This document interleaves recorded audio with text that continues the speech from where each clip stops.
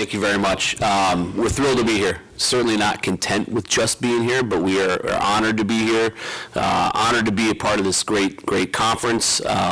It's lived up to our expectations and probably far exceeded what our expectations were. Being a part of such a great league from top to bottom. The NCHC puts on a first-class event here in St. Paul, one that I've been to personally a few times as a spectator or a guest, and it feels really good to be here as a participant. Our guys have worked really hard to get here, and it's an honor to be here with three incredible programs, and obviously Denver and North Dakota, and in my opinion, the best team in the country this year overall in Western Michigan with their body of work. So we're thrilled to be here, not content with just being here, like I said, and excited to get on the ice tomorrow night. Perfect. Thank you, Coach. With that, we'll open up to questions for the student athletes. Hey, Ty, Dylan Pescator from Blaze Radio. What are the different things that Denver brings from an offensive standpoint that you as a defensive core are looking out for and need to stop? Yeah, I think they're just a team that wants to attack the middle, possess the puck. I think for us as a defensive core, just staying patient, picking our moments, but also not giving them too much time and space. You know, trying to close out plays as fast as possible in the D zone, and I think we'll just be fine with that.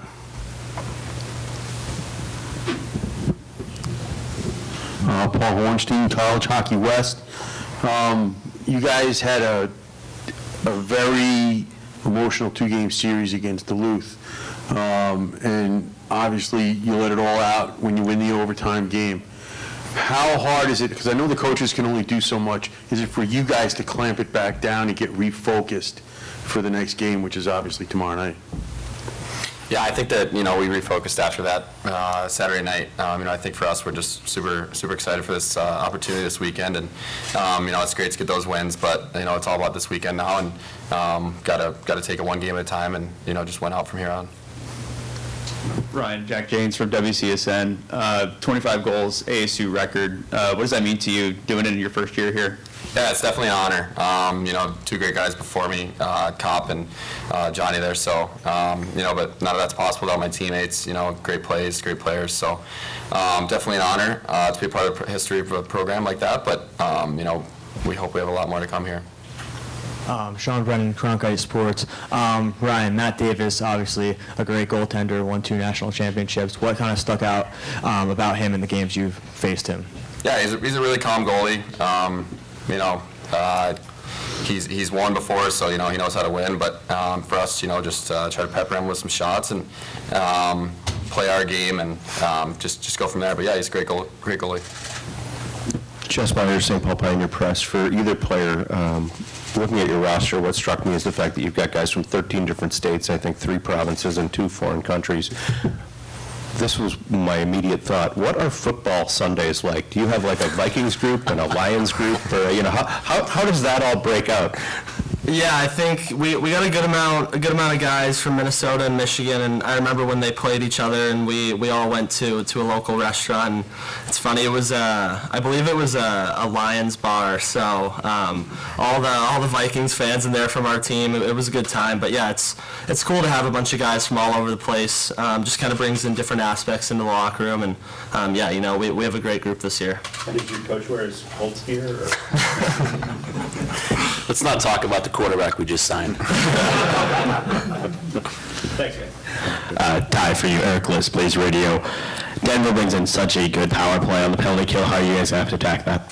Yeah, I think just focusing on ourselves. Obviously, they do some special things and have special players, but our PK has been great all year, and just kind of focusing on whatever comes our way and being confident that we can shut them down.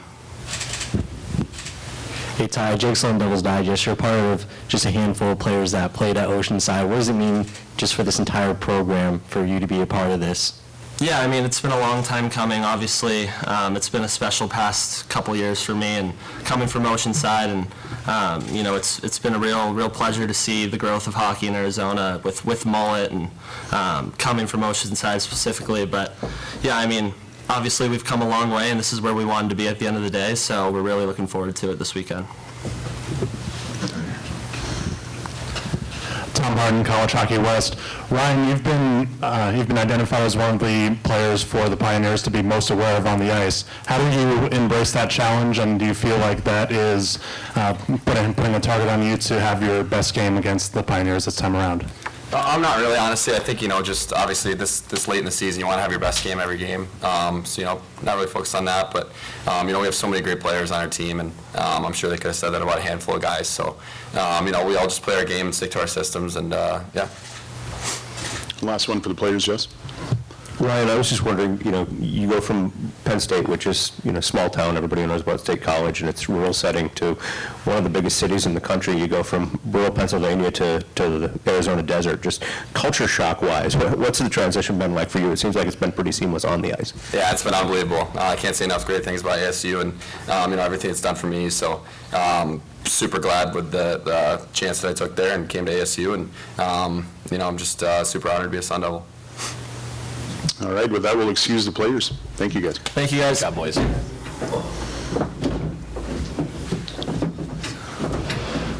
right. And with that, we'll open up to questions for Coach Bowers.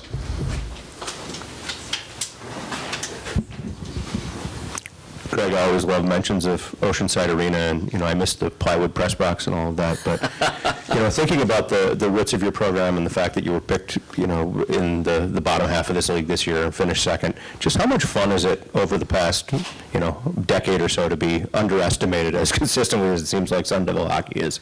Yeah, it's kind of been the story since we began, right? I think, and look, you have to earn respect in everything you do in life, and I don't take it personal at all. I think it's just something that we've been up against since we've been Division I. We were kind of an oxymoron when we started. Came out of nowhere and had a really successful club program, and I was fortunate enough myself to transition with an athletic director that believed in me and gave me an opportunity, which not many would have done. So I don't blame people, if from blue blood states and programs and doubting what we could do, because you don't know what you don't know, and you have to earn respect, and hopefully we have, and we'll continue to fight doing that. But I think, I've said it before, very soon into, our journey, we just started focusing on the people that did believe in us, because there were a lot of them. A lot of people in our state and in our community believe that we could build a great program at ASU, and you focus on proving those people right, and then before you know it, the doubters kind of go away and fade off into the sunset. Hi, Coach. Gabby Chernoff, Sun Devil Source. Do you have an update on Kyle Smolin? He's going to be out. He's going to be out this weekend, unfortunately, so big loss for us. Obviously, those that follow our team as closely as they do know how important Smoley is to our lineup, so it's on us, it's on our guys to get through this weekend and find a way to come here and get a couple of wins and continue our season so Smoley can get back in. If we do get through the weekend, we do anticipate he'll be available next week. What does that mean for your lineup, just as far as strengths and weaknesses? I know you played Saturday without him. Yeah, it's just guys have to step up and bring some collective sandpaper that we miss with him out. You could argue, you could easily make the case he's been our MVP, and you can make the case for a few players, but Smoley, what he brings, being able to be a jack of all trades and play up and down the lineup, either wing, down the middle, penalty kill, power play, he does everything. And then the energy he brings on our bench and our room is tough to replace. So guys are going to step up, and it's been an X-man up approach for us all year, so it's nothing new for our group, and I'm excited to see all the guys step up in his absence. Coach, it seems weird to say that a guy that's a projected first-round pick of the NHL has kind of gone unnoticed on your team this year, at least from a public standpoint. How is that even possible for a guy who has got the skill that he has to be unnoticed? Yeah, you're assuming you're talking about Potsy, and I mean, he was NCHC all-rookie team, and I think anybody that's watched us closely and followed us closely, I certainly haven't not noticed him. He's an unbelievable player. He's an unbelievable talent. To do what he did, he's not even a true freshman. He's a high school senior. That's his age. You know, he should be a senior in high school, and he put up 13 goals in the NCHC. That's incredible. And I think, you know, most importantly, NHL teams have noticed, right? And that's at the end of the day, for him and his career and his journey in this game is really important. But he's just a kid that at the end of the day is embraced being a Sun Devil. He wants to win. He's a great kid. He works hard. He's usually the first one on the ice and the last one off every day. He's got a long career ahead of him. We're really proud of his freshman season. Coach, when you look at this Denver team, especially the Saturday game at home after losing Friday in overtime, your strategy is to get a lot of pucks on that. Is that something that's going to be very important tomorrow night?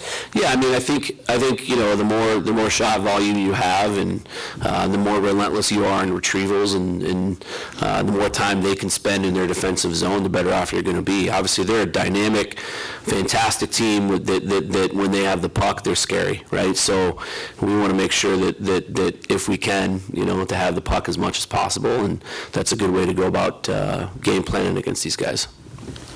Coach Scott Strange, College Hockey West. You guys maybe haven't been in this building, but they've been in a lot of big buildings, different buildings. What did you see from them today on the ice for the first time? I thought they looked great. They were sharp. They're snapping it around. They're crisp. They were excited to be out there. And like you said, Scott, our program's been in environments, you know, up in Vegas in the Hall of Fame game and the Ice Vegas. We played in a tournament in Pittsburgh early in our 10 years of Division I program where the Penguins play at PPG. So we've been in buildings like this and had success. So we're just excited to be here. You know, we're excited to be here. Like I said, not content, but we're going to make the most of it. We're going to enjoy our trip up here, the experience. We've always been a spectator, really, for these moments in college hockey, and now we get to participate, and we're all excited about that. Kind of a follow-up to that is you came from the ACHA ranks, and I know the guys at UNLV really patterned themselves after you. How proud were you to see them finally get that ACHA national championship the other night? So proud of those guys. They have worked their tails off to get that, you know, and they've been close, kind of like we were at that level. It's a hard tournament to win. You know, anytime you have to go win 4 games in 5 days, it is hard to do, and they survived a couple games and squeaked through, and then they got to the title game and obviously really took the bull by the horns and dominated it. So Greener and Anthony and Greener and Nick and Artie, all those guys up there, just really proud of them, and hopefully that community and most importantly university recognizes what they're doing, and they can follow our footsteps. It'd be nice to have another West Coast team in Division I. We'll take one more to close out. Hey, Coach. Jack James from WCSN. Going back to Potter, from day one to now, how much growth have you seen him as a player? It's you can't measure it, you know, just the maturity, you know, in big moments, in his habits, his details on the ice. He's matured so much, you know. I mean, he was, you know, we kind of laughed. He was a child when he got to us. He was 17 years old, you know, and you can see it. Just being around older guys, most important, being around the veteran group that we have is really rubbed off on him in a positive way. And again, really proud of the kid. All right, thank you, Coach. Thanks so much, guys. Arizona State will take on Denver just after 4 o'clock in our first semifinal tomorrow afternoon. We invite you back with us here today at 1:55 when Practice Media Day continues. We'll be joined by members of Western Michigan. Thanks, man. Sorry for jumping the gun. Oh, you're good. You're good. Disrespect. No worries there. Rookies. No, it's all right.